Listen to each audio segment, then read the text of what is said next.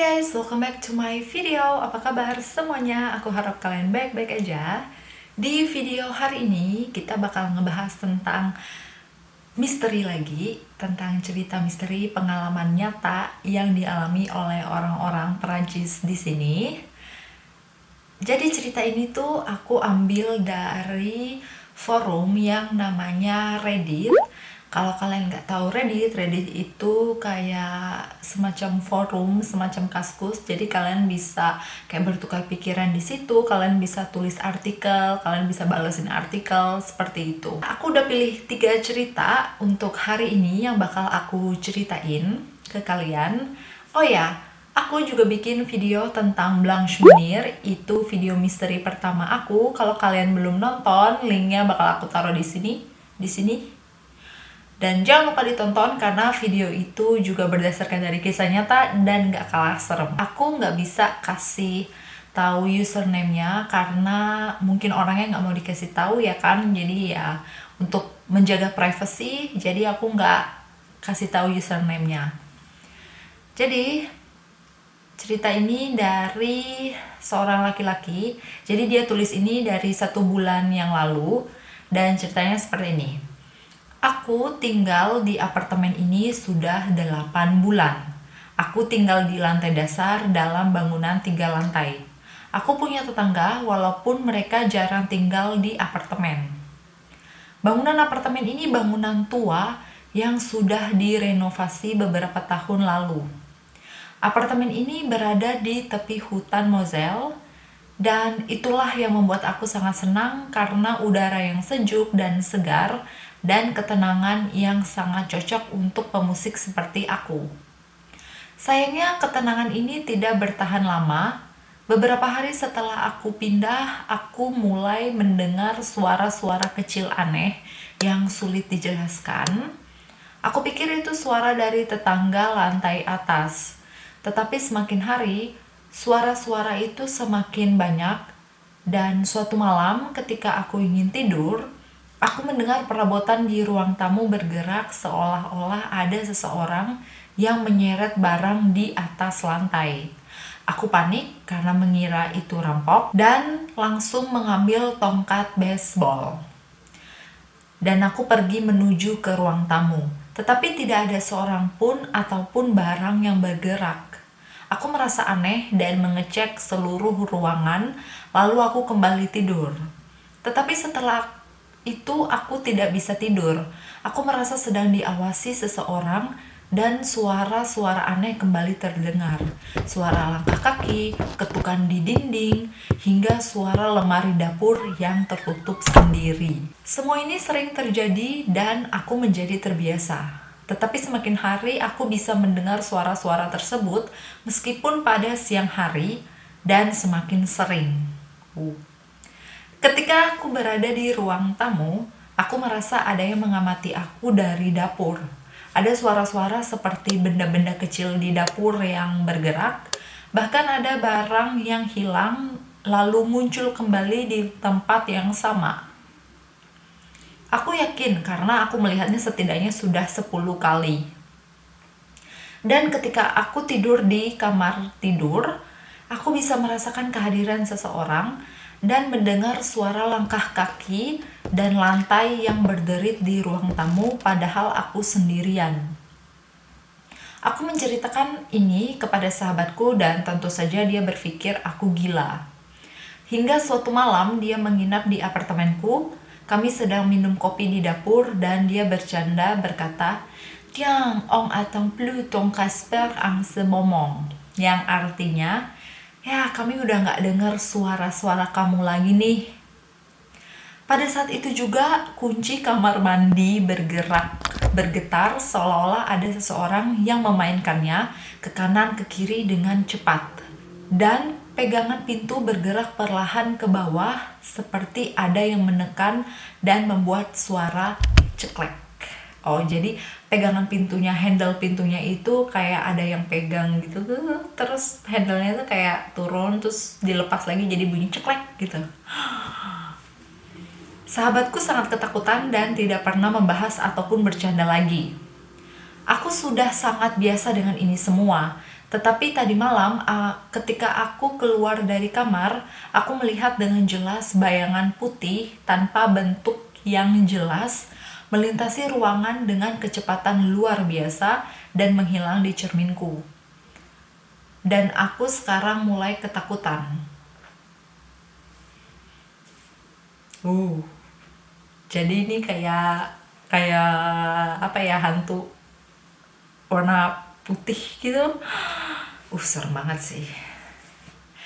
Anyway, laki-laki ini tuh nulis di bawah cerita dia gitu, dia minta pendapat kepada orang-orang kayak apa yang harus aku lakuin, karena dia tuh udah suka banget sama apartemen itu. Jadi dia kayak minta pendapat apakah dia harus pindah atau dia harus mencari seseorang untuk membersihkan apartemennya itu, ya kan. Next, cerita ini dari user namanya Leoni20. Aku bisa kasih tahu username-nya karena dia bersedia ceritanya dibuat di YouTube. Kisahku sangat pendek, tetapi benar-benar mengerikan. Pada saat itu aku berusia sekitar 7 atau 8 tahun, dan aku tinggal di sebuah desa di Alsace. Oke, sama dong kita. Pada saat itu ayahku masih berada di rumah sakit untuk pengobatan kankernya. Singkat cerita, aku sedang berada di rumah bersama ibuku. Ini terjadi sebelum makan malam. Ketika aku pergi ke kamarku, aku melihat semacam salib yang sangat besar, dan di sebelah salib itu aku melihat nenekku yang sudah meninggal pada 5 November 2005, dan aku lahir 15 hari kemudian. Jadi aku tidak mengenalinya. Aku mulai panik dan nenekku berkata kepadaku, "Leonie, survis pour moi s'il te plaît. A confiance en toi, la vie n'est pas facile." Yang artinya, Leonie, hiduplah untuk aku. Percayalah pada dirimu, hidup ini tidak mudah. Aku benar-benar sangat takut dan berteriak sekuat tenaga. Ibuku datang dan bertanya apa yang terjadi, dan aku masih melihat hal yang sama di depanku, dan aku menunjukkan kepada ibuku, tetapi dia tidak melihat apa-apa. Setelah itu kami makan bersama, dan aku kembali ke kamar untuk tidur. Aku memimpikan nenekku yang lehernya sudah dipotong. Aku bangun dan segera berlari ke ibuku dan menceritakannya, tetapi ibuku tidak pernah mempercayai aku. Tapi sumpah ini ceritanya serem sih. Next, ini cerita ketiga, dan menurut aku ini cerita yang paling serem.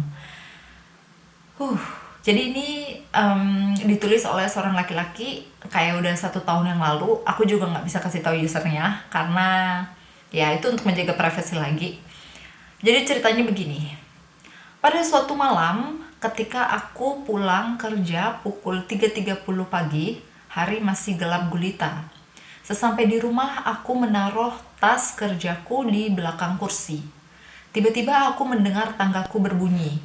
Aku segera menoleh dan tidak ada orang sama sekali. Aku melihat ke atas tangga dan masih tidak ada apa-apa, sedangkan istriku sedang tidur nyenyak di kamar. Kemudian terdengar suara berderit kedua, lalu ketiga, lalu keempat kalinya. Aku tetap membeku di koridor tanpa bergerak sampai suara itu berhenti. Tetapi suara-suara itu semakin nyaring, dan tiba-tiba dalam kegelapan, aku melihat bayangan hitam. Bayangan seorang pria, tingginya sekitar 1,80 meter. Dia menuruni tangga dan pergi ke arahku. Reaksi aku memang agak tidak masuk akal. Aku mulai berbicara kepadanya. "Apa yang kamu lakukan di sini? Kamu seharusnya tidak berada di sini. Aku minta kamu pergi dari sini." Dia mulai mendekati aku dengan cepat dan semakin cepat dan melewati tubuhku. Perasaan yang sangat aneh terasa ketika dia melintasiku. Aku merasa semacam energi yang sangat kuat dan dingin. Aku merinding. Aku belum pernah merasakan hal ini sebelumnya. Ketika aku membalikkan badan, dia benar-benar hilang. Pengalaman ini sangat aneh dan melelahkanku, jadi aku pergi ke kamar untuk segera tidur. Saat memasuki kamar, kamarku sangat dingin, Terasa seperti 11 derajat, 12 derajat. Aku berpikir mungkin ada jendela kamar yang terbuka.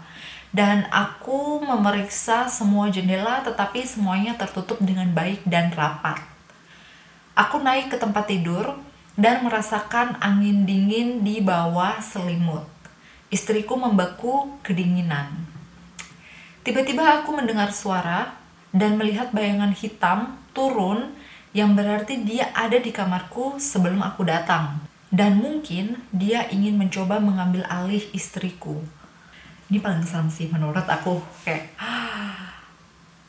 kalian tuh ngelihat bayangan hitam terus kayak dia tuh melintas di depan lo, kayak badannya tiba-tiba hilang. Oh my god. Anyway guys, menurut kalian cerita mana yang paling serem? Bisa komen di bawah. Thank you guys for watching this video. Kalau kalian suka sama video ini, jangan lupa untuk like, subscribe, dan komen. Don't forget to follow my Instagram. Gampang banget, @devirosel_ aja. And see you guys on my next random video. Bye guys!